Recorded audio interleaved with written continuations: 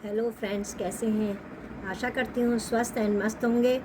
आज मैं अश्विन कृष्ण पक्ष की इंदिरा एकादशी की कथा सुना रही हूँ। धर्मराज युधिष्ठिर कहने लगे कि हे भगवान, अश्विन कृष्ण पक्ष की एकादशी का क्या नाम है, उसकी विधि और फल क्या है, सो कृपा करके कहिए। श्री कृष्ण कहने लगे कि इस एकादशी का नाम इंदिरा एकादशी है। यह एकादशी पापों को नष्ट करने वाली तथा पितरों को अधोगति से मुक्ति दिलाने वाली है। हे राजन, ध्यानपूर्वक इसकी कथा सुनो। इसके सुनने मात्र से वाजपेयी यज्ञ का फल प्राप्त होता है।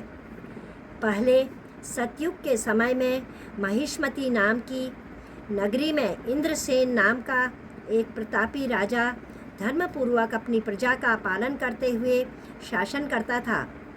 वह राजा पुत्र, पौत्र और धन धान्य से संपन्न तथा विष्णु का परम भक्त था। एक दिन जब राजा सुखपूर्वक अपनी सभा में बैठा था तो आकाश मार्ग से देवर्षि नारद उतरकर उसकी सभा में आए। राजा उनको देखते ही हाथ जोड़कर खड़ा हो गया और विधि पूर्वक आसन व अर्घ्य दिया। सुख से बैठकर मुनि ने राजा से पूछा कि हे राजन, तुम्हारे सातों अंग कुशल पूर्वक तो हैं, तुम्हारी बुद्धि धर्म में और तुम्हारा मन विष्णु भक्ति में तो रहता है। देवर्षि नारद की ऐसी बात सुनकर राजा ने कहा, हे देवर्षि, आपकी कृपा से मेरे राज्य में सब कुशल है तथा मेरे यहाँ यज्ञ कर्मादि सुकृत हो रहे हैं। आप कृपा करके अपने आगमन का कारण कहिए। तब ऋषि कहने लगे, हे राजन, आप आश्चर्य देने वाले मेरे वचनों को सुने। मैं एक समय ब्रह्मलोक से यमलोक को गया। वहाँ श्रद्धापूर्वक यमराज से पूजित होकर मैंने धर्मशील और सत्यवान धर्मराज की प्रशंसा की।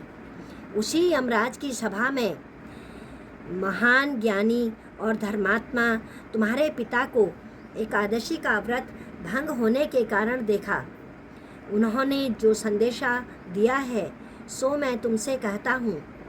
उन्होंने कहा है कि पूर्व जन्म में कोई विघ्न हो जाने के कारण मैं यमराज के निकट रह रहा हूँ।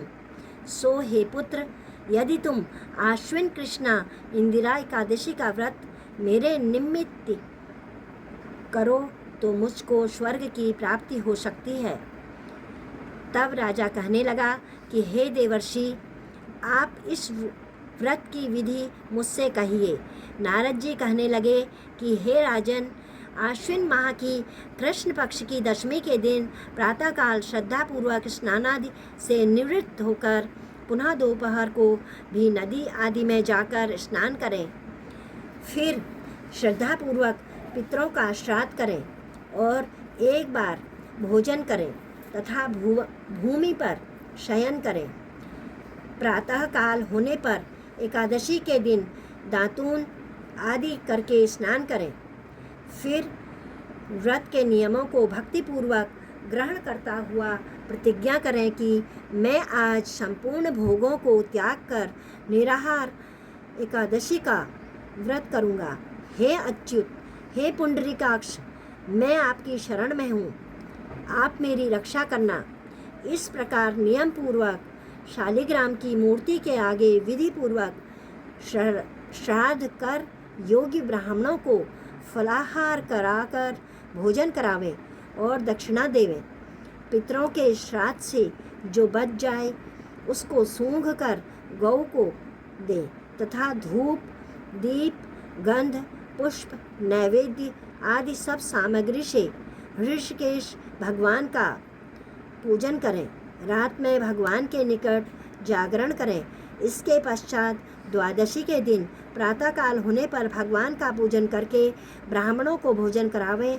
भाई बंधुओं, स्त्री और पुत्र सहित आप भी मौन होकर भोजन करें।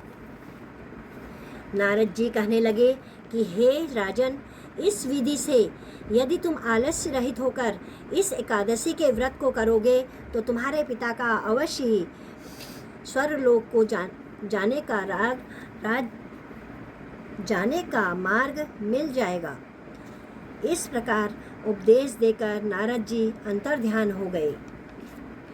नारद जी के कथानुसार राजा द्वारा अपने बांधवों और दासों सहित व्रत करने से आकाश से पुष्प वर्षा हुई और उस राजा का पिता गरुड़ पर चढ़कर विष्णु लोक को गया।